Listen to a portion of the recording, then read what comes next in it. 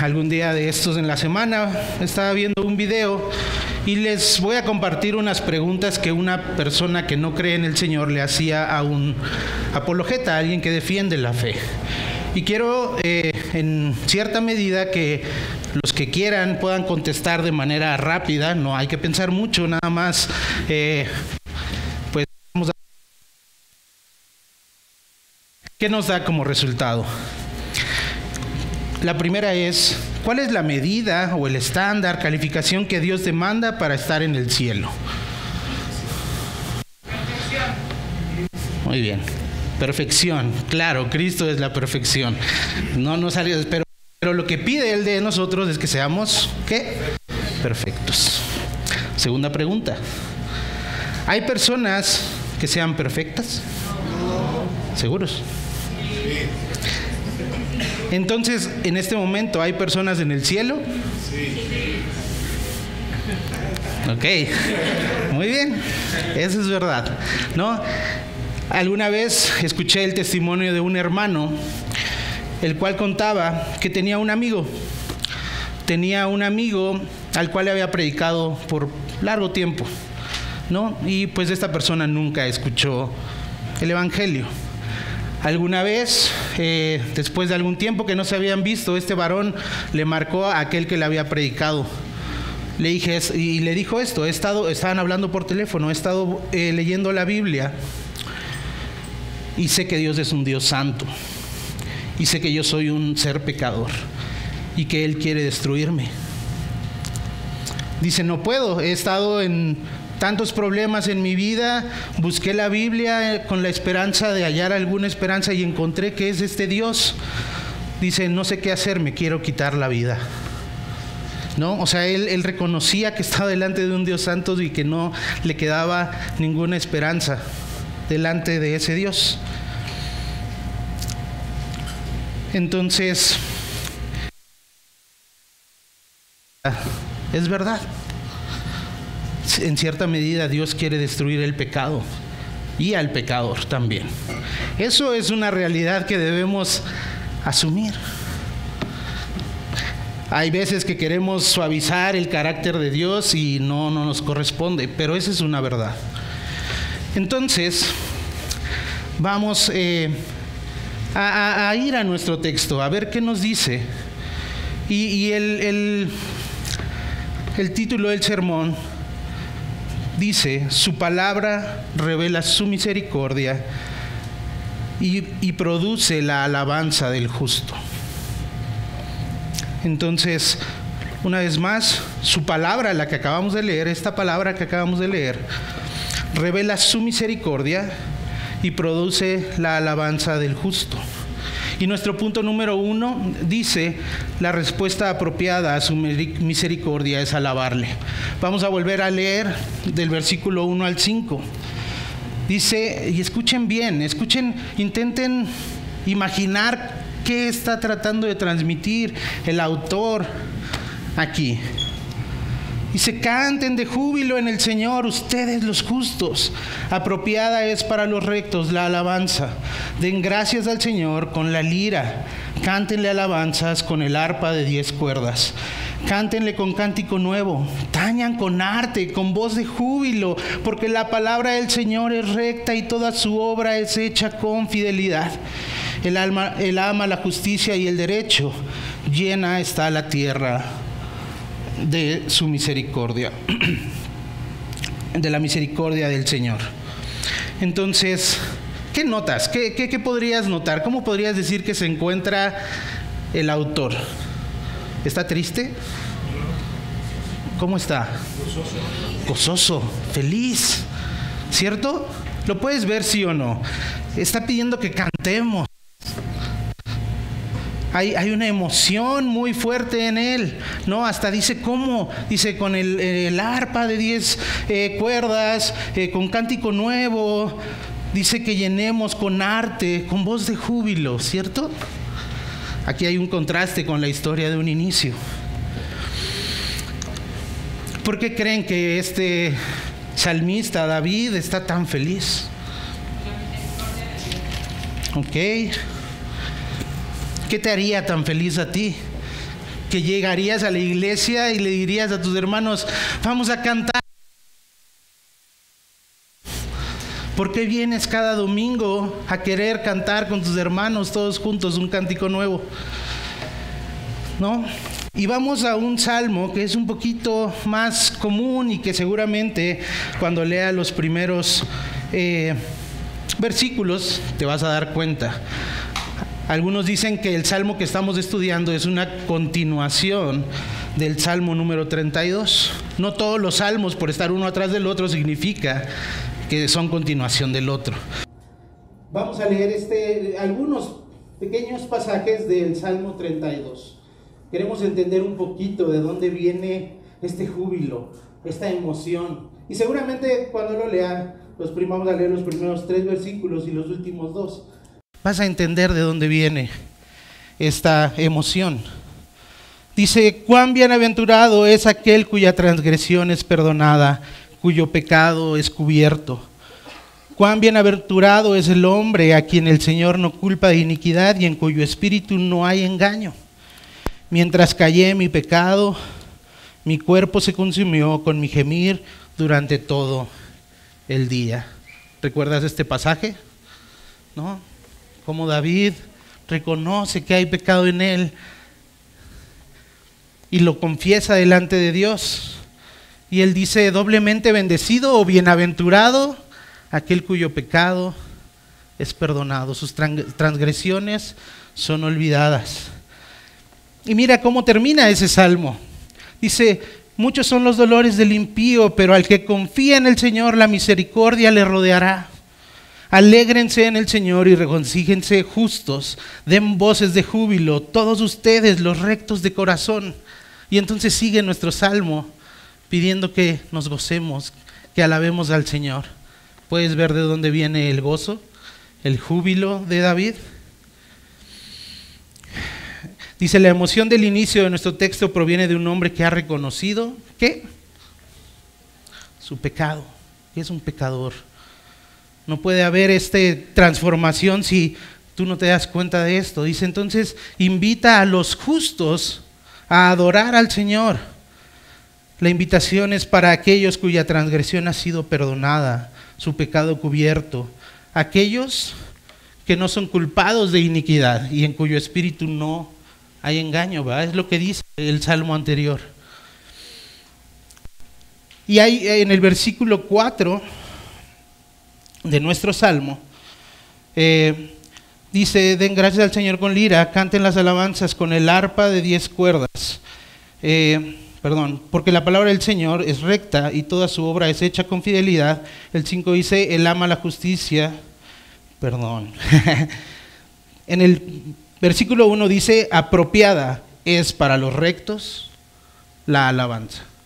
Esta palabra apropiada, en otra versión dice, en los íntegros es hermosa la alabanza, ¿no? ¿Y esto por qué creen que sea así? ¿No? O sea, ¿por qué en los justos es apropiada o es hermosa la alabanza? ¿Por qué no en alguien más? ¿Qué se imaginan? ¿Aquel que no ha entendido que es un pecador está alabando a Dios realmente? ¿Está reconociendo algo? Tal vez esté queriendo ganar algo, ¿no? Pero no está alabando, sino está tal vez consiguiendo algo o sintiendo simplemente algo, ¿no? Pero en el que ya es justo, en el que se cree perdonado por el Señor, es apropiado y es hermosa su alabanza. ¿Te das cuenta la diferencia? Dice, para nosotros los justos es apropiada. Y luego leemos en el 5 al final, aquí hay algo que cambia. Estamos leyendo, dice, porque la palabra del Señor es recta.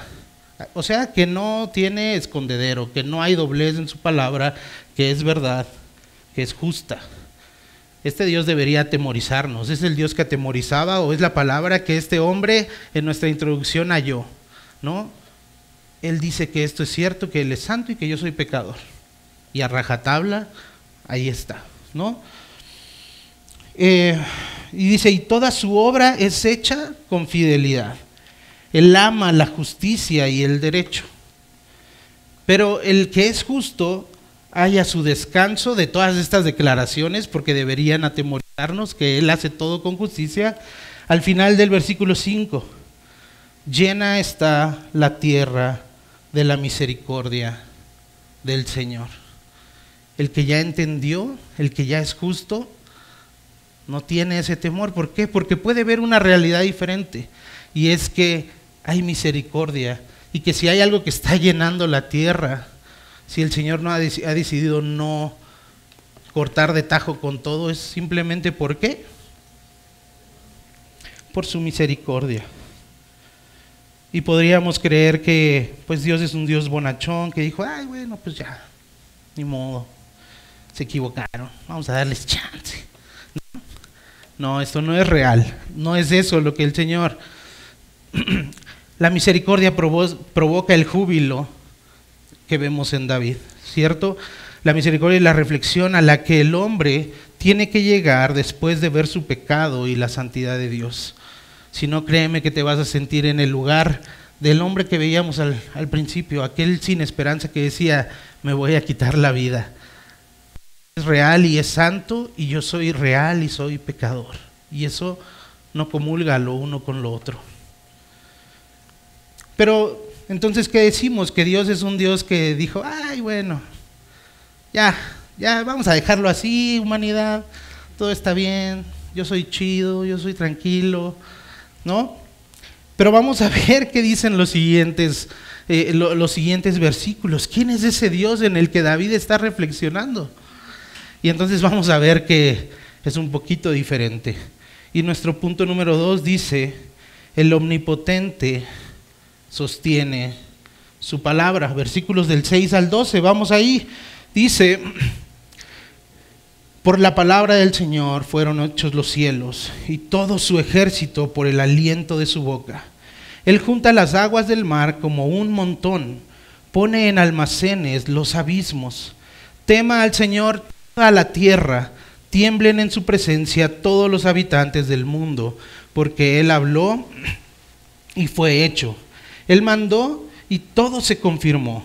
El Señor hace nulo el consejo de las naciones, frustra los designios de los pueblos. El consejo del Señor permanece para siempre, los designios de su corazón de generación en generación. Bienaventurada la nación cuyo Dios es el Señor, el pueblo que Él ha escogido como su herencia. ¿Qué pueden ver aquí? ¿Qué pueden ver en los primeros versículos? ¿Qué está intentando hacer David aquí?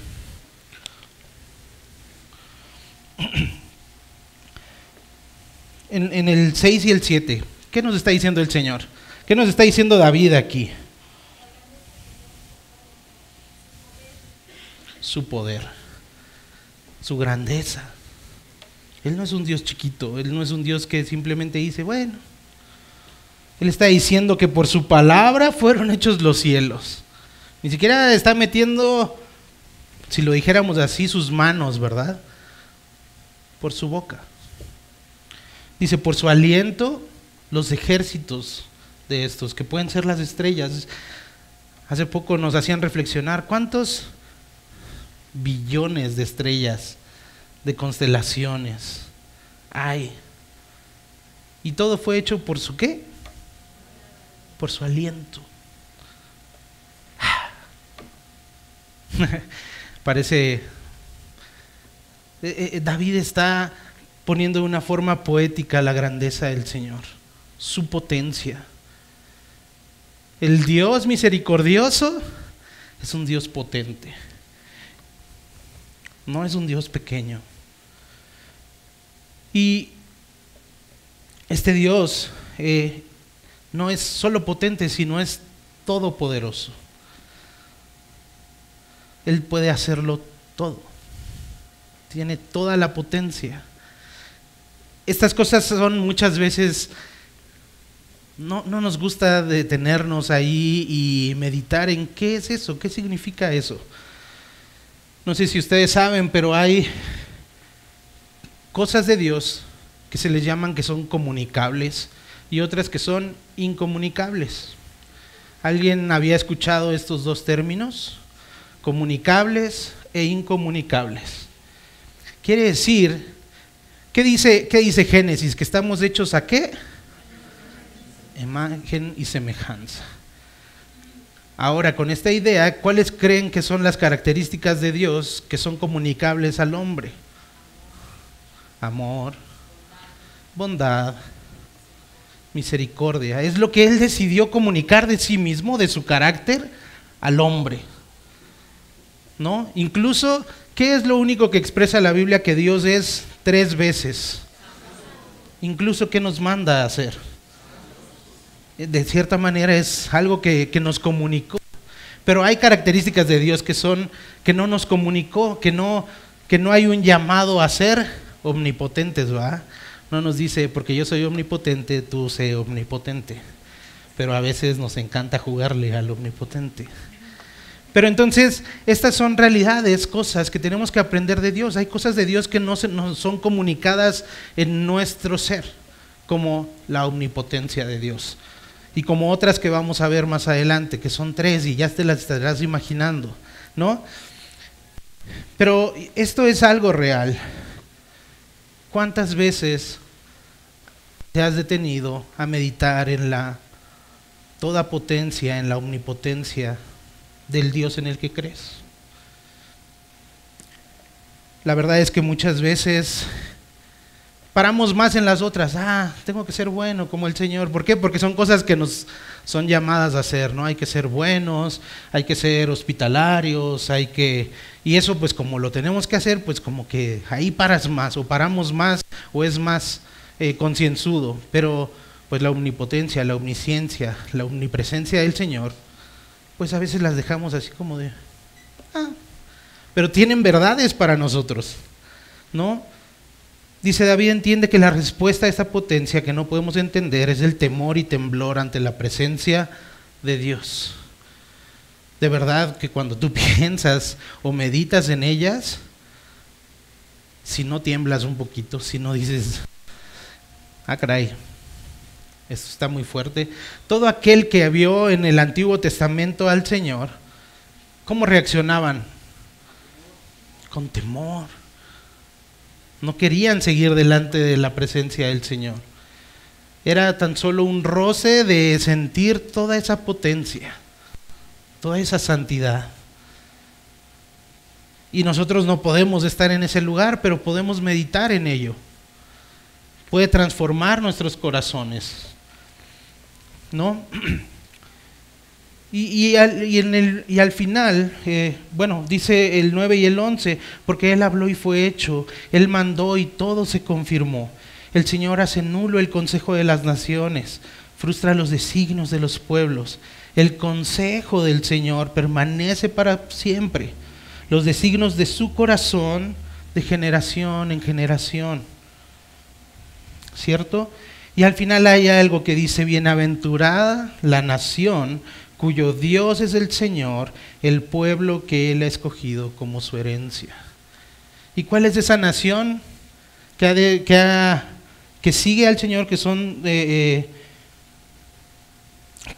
sigue al Señor? Su iglesia. Gracias, Marlene. Marlene viene hoy.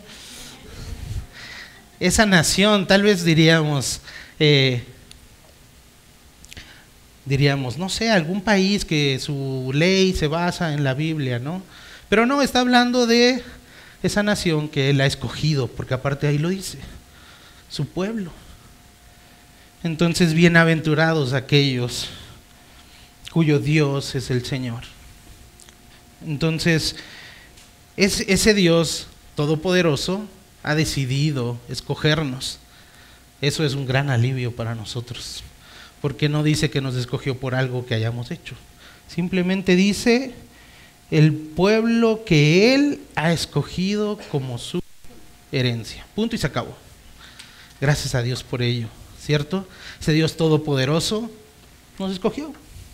Y entonces, como lo dice la palabra, ¿quién se lo va a arrebatar si Él es todopoderoso?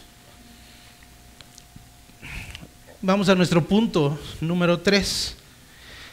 El omnisciente y omnipotente lo juzga todo. Versículos del 13 al 17.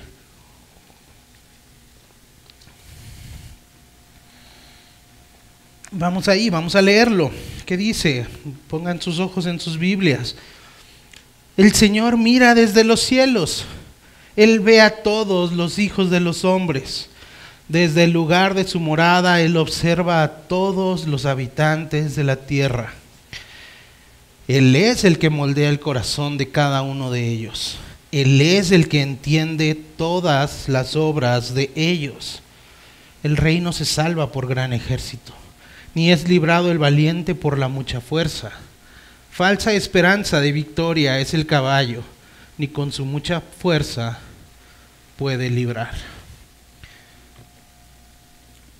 Y nuestro título dice, el omnisciente y omnipresente lo juzga todo.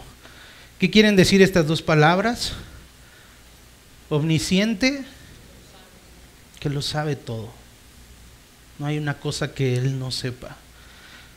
Si tú te das cuenta o has visto estas series de abogados y demás, ¿qué es lo que necesita el juez para dar sus veredictos? ¿Qué es lo que hacen los abogados? ¿Presentar qué? Pruebas. ¿Y esto qué es? Información del caso, ¿cierto? Entre más información, ¿qué pasa? Pues es más fácil que el juez haga su trabajo. ¿Y qué crees? Que este juez es omnisciente. Todo lo sabe. Todo lo sabe. Y él dice, ¿no? O sea, aquí vemos, o sea, no solo conoce las acciones, sino los porqués de las acciones. Él no deja nada escondido.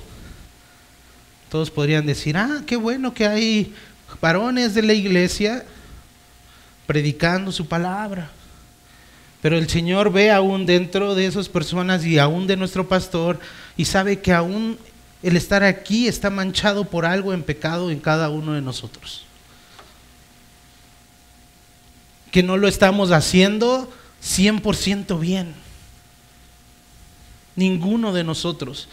Que Cristo tuvo que estar colgado en la cruz porque nosotros éramos insuficientes, porque Él conoce hasta el más recóndito rincón de nuestros corazones. Y eso, por eso digo, cuando uno medita en estas cosas, uno tiene que temblar delante de su Señor. No te puedes quedar así de, lo sabes todo, Señor, qué padre. No, la verdad es que causa temor. Él lo ve todo desde su trono. Su conocimiento no es limitado y Él es juez. Él está habilitado para emitir un juicio justo. Son aspectos de Dios que debemos meditar y llevar en nuestro día a día. Hace algún tiempo tuvimos un pastor invitado que nos decía que teníamos 2 deseos muy importantes, que era ser conocidos y ser amados. Pero esto humanamente es complicado. Si yo abriera mi mente, ¿no? Alguna vez escuchaba en una convención de jóvenes, imagínense que hubiera una máquina que te ponen y por un día revela todos tus pensamientos. ¿Quién se avienta? ¿Quién diría yo? Te van a conocer.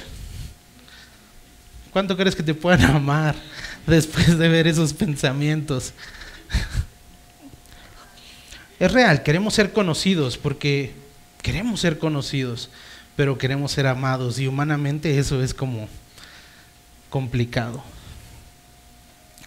En el versículo 15 dice, Él es el que modela el corazón de cada uno de ellos. Él es el que entiende todas las obras de ellos. No podemos hacer nada frente a ese juez. Para Dios hay 2 formas de ver las obras del hombre. ¿Alguno sabe cuáles son? Una es trapos de inmundicia. Dice que las mejores obras del ser humano son como trapos de inmundicia delante de Él. ¿Se imaginan cuál es la otra forma de Dios de ver las obras del hombre?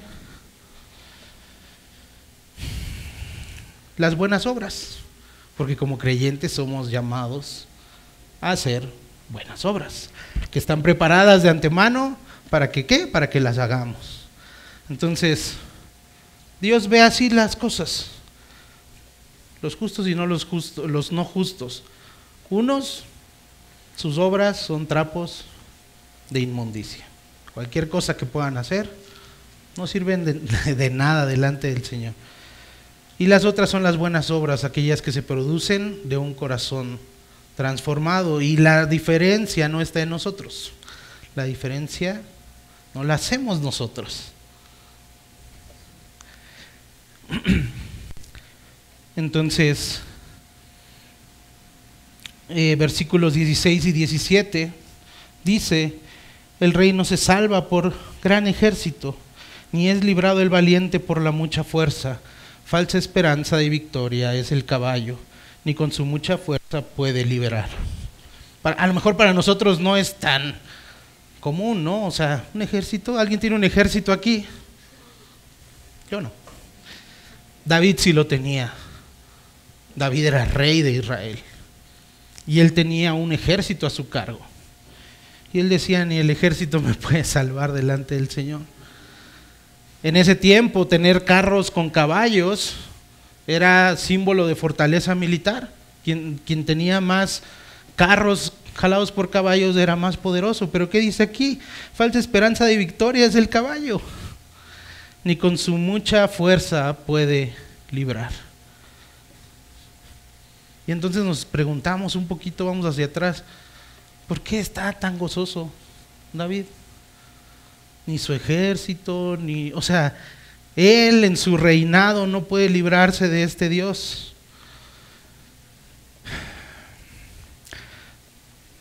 Nuestra meditación en estas cosas debería genuinamente turbar nuestros corazones. Si tú meditas en estas cosas y no te sientes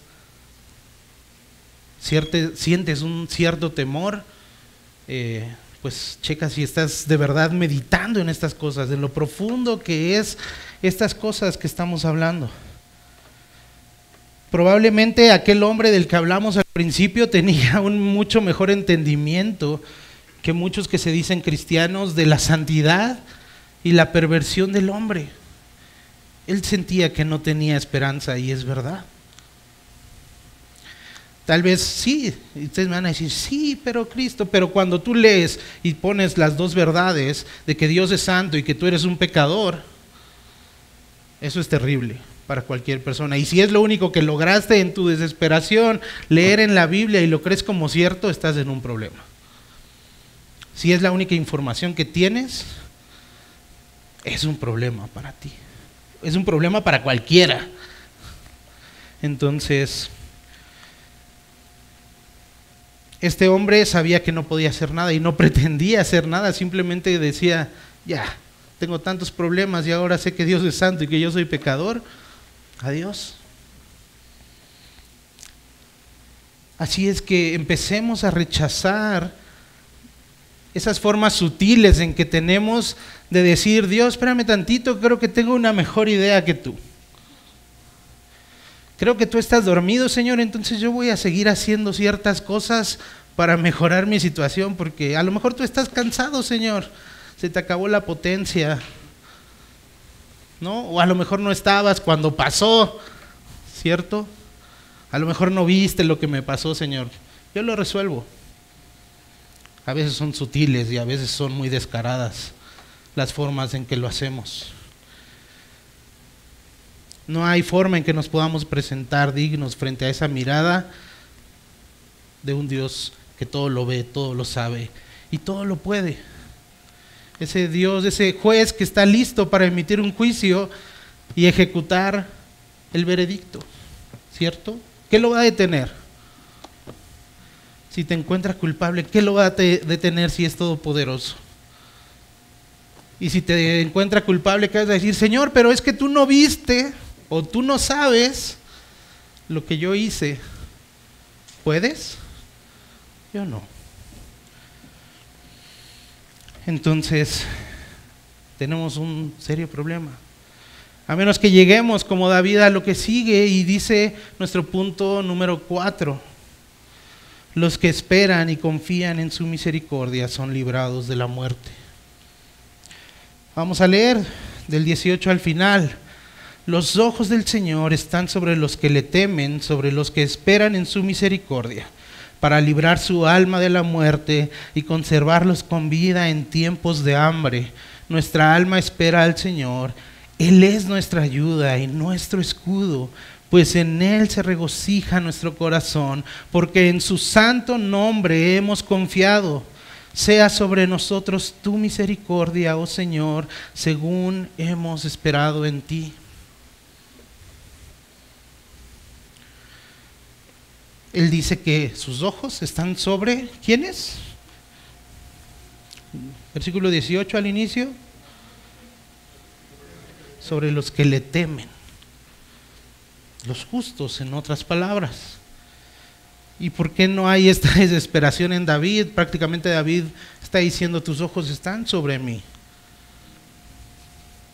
Estos ojos todopoderosos, estos ojos omniscientes, omnipresentes, que todo lo ven. ¿Cierto? Y en el versículo 19 es donde respiramos, ¿verdad? ¿Qué dice la primera parte del versículo 19? Para librar su alma, ¿de qué? De la muerte. ¿De la muerte física? De la muerte espiritual en la que todo hombre vive sin Cristo, sin Dios. Entonces el Señor nos está observando para librar su alma, librar nuestra alma de la muerte, aquellos que hemos confiado en el Señor, ¿verdad? Porque aquí debe haber algún cambio.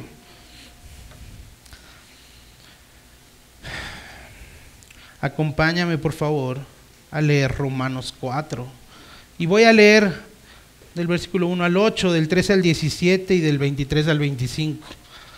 Pero acompáñame, veme siguiendo e intentaré ir mencionando los saltos que vamos haciendo, porque hay algo que hace el switch aquí, ¿cierto? Hemos dejado pendiente eso, cómo pasamos de un lado al otro, cómo somos considerados justos o no justos, cómo sabemos si es apropiado para nosotros alabar o no. Y Romanos 4 nos va a ayudar a poner claridad en esto.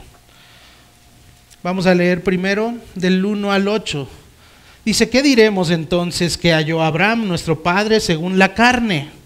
Porque si Abraham fue justificado por las obras, tiene de qué jactarse, pero no para con Dios. Porque, ¿qué dice la Escritura? Y creyó Abraham a Dios y le fue contada por justicia. Ahora bien, al que trabaja, el salario no se le cuenta como favor, sino como deuda. Pero al que no trabaja, pero cree en aquel que justifica al impío, su fe se le cuenta por justicia. Como también David habla de la bendición que viene sobre el hombre a quien Dios atribuye justicia, aparte de las obras. Y esto solamente es un recordatorio de lo que ya leímos. Bienaventurados aquellos cuyas iniquidades han sido perdonadas y cuyos pecados han sido cubiertos. Bienaventurado el hombre cuyo pecado el Señor no tomará en cuenta. No, aquí vemos la primera parte. Son las obras, es lo que haces, es lo que hizo Abraham. No, es lo que creyó. Si nosotros nos fuéramos a las obras, tal vez hubiéramos esperado el nombramiento del Papa, ¿verdad? Porque si nos vamos por las obras o por lo humanamente correcto, cuando Jesús le dice a Pedro, sobre ti será puesta la piedra de la iglesia, pues todos creen que es esa persona, ¿verdad? Pero no era esa persona. ¿Qué era? ¿Qué era? Cristo. La fe que obtuvo Pedro del Espíritu Santo, porque ¿qué le dijo el Señor? Esto no te lo reveló carne, sino mi Padre que está en los cielos, ¿verdad? O sea, esa verdad que había creído era ahí donde se iba a construir, ¿qué? La iglesia. Y entonces en Abraham vemos lo mismo. ¿Era sobre sus obras? No, era sobre la fe de Abraham que recibió promesa. es sobre nuestra fe que recibimos la justificación de parte de nuestro Dios. Amén.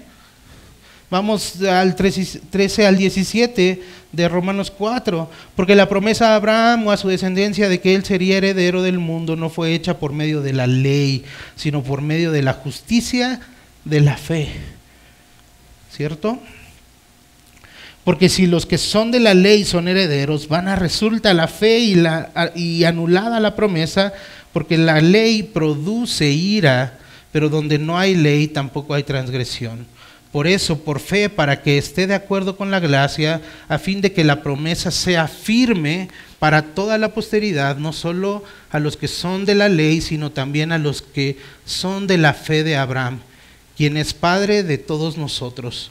Como está escrito, te he hecho padre de muchas naciones, delante de aquel en quien creyó, es decir, Dios, que da vida a los muertos y llama a las cosas que no son como si fueran. Entonces aquí sigue reafirmando que es sobre la fe, no sobre lo que hemos hecho, porque si el Señor mira como acabamos de ver nuestras obras, estamos fritos. Dice la palabra que la ley es para que sea evidente la transgresión. ¿Quieres salvarte por medio de la ley? Lo único que vas a hacer es evidenciar cuán sucias están todas tus obras. Necesitas venir a la fe, a la confianza de ahora. Vamos a leer 23 al 25.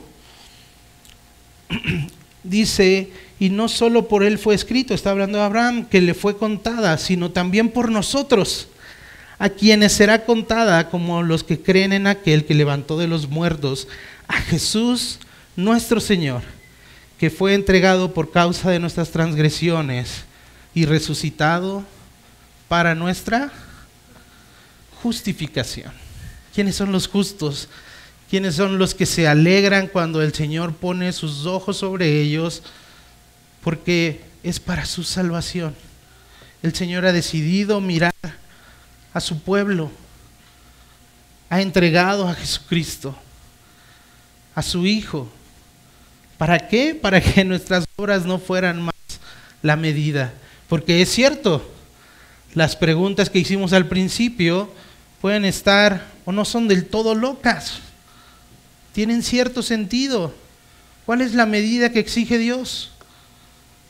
Perfección. ¿Somos perfectos?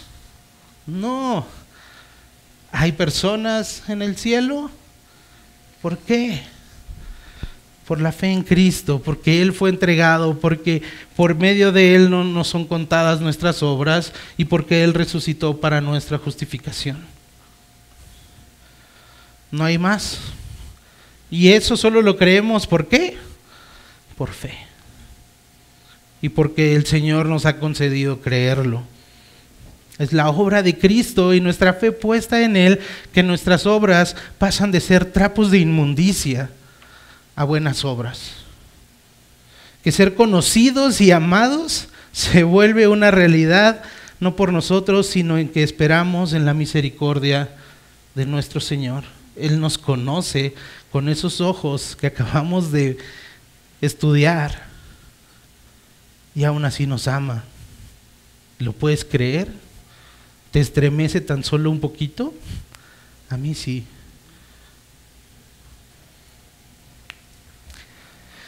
Dice el versículo 18 de Salmo. Vamos a nuestro versículo.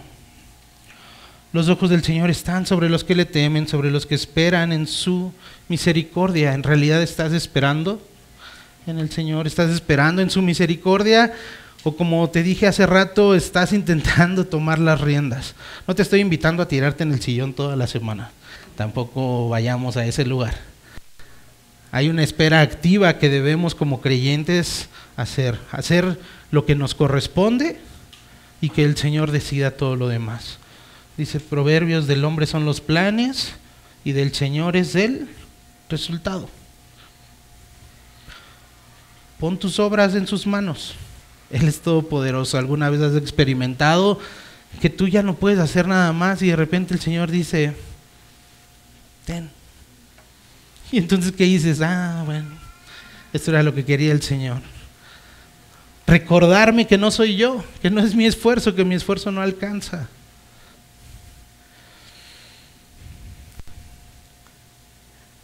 Pueblo de Dios, aquellos que ya son creyentes y que no has fomentado una meditación en estas cosas, en la potencia del Señor, en la omnipresencia del Señor, en la omnisciencia. ¿Qué quiere decir? Que Él todo lo puede, que Él todo lo sabe y que Él está en todos lados. Esto debe ser una realidad para ti, creyente.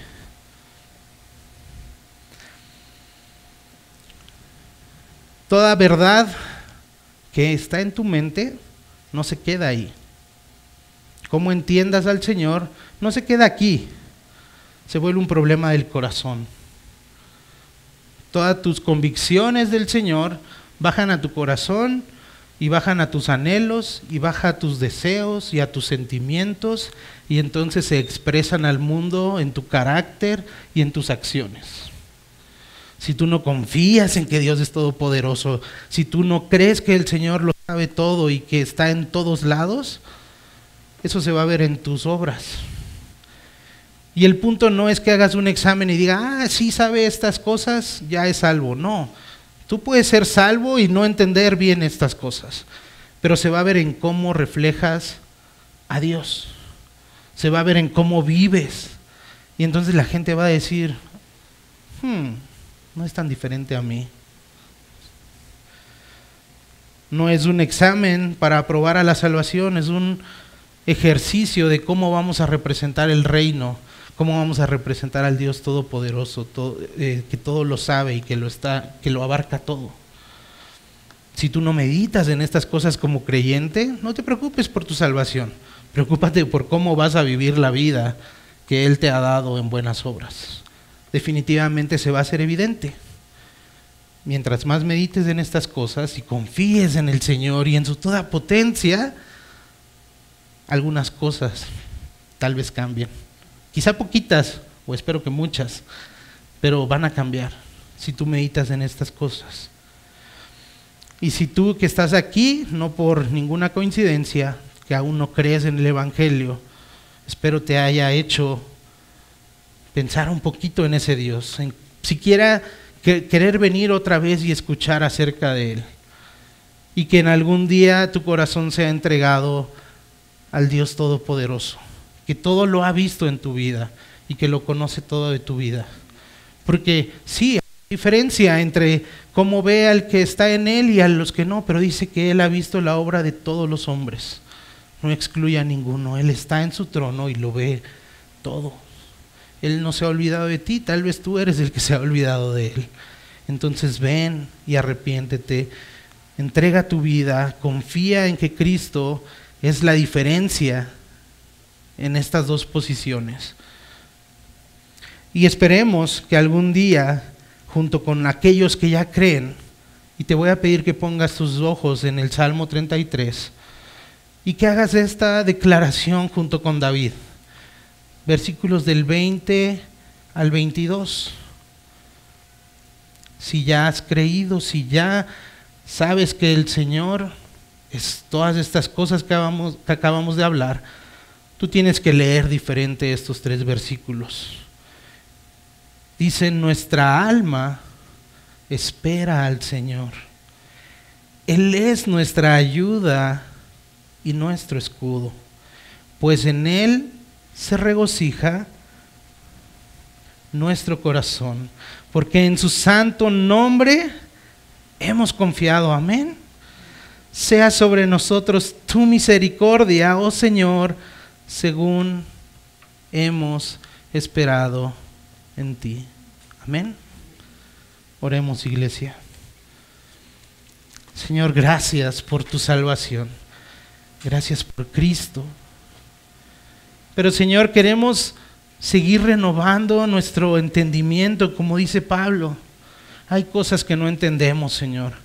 Hay cosas que no hemos querido meditar acerca de ti, o no hemos meditado lo suficiente, Señor. De forma que Todo esto se revela en nuestro día a día, en cómo vemos, en cómo esperamos o en las expectativas que tenemos acerca de las cosas en este mundo, de las personas incluso, Señor. Y entonces estamos abatidos por cosas que, Señor, si fueran necesarias en nuestra vida, tú nos las darías, Señor. Gracias por lo que no nos has dado, Señor. Muchas veces somos enseñados a dar gracias cuando nos dan algo, pero no cuando no nos es dado. Pero te damos gracias, Señor, porque en tu todo conocimiento, Señor, y toda tu potencia, lo que no nos has dado es igual de bueno que lo que ahora tenemos, Señor. Queremos seguir reconociendo y transmitiendo a este mundo que hay un Dios que está viéndolo todo, que lo sabe todo, que todo lo puede, incluso levantar a los muertos espirituales a vida, para vida eterna. Confiamos en ti, Señor. Gracias por tu palabra, gracias por este momento. Oramos todas estas cosas en el nombre de Cristo Jesús. Amén.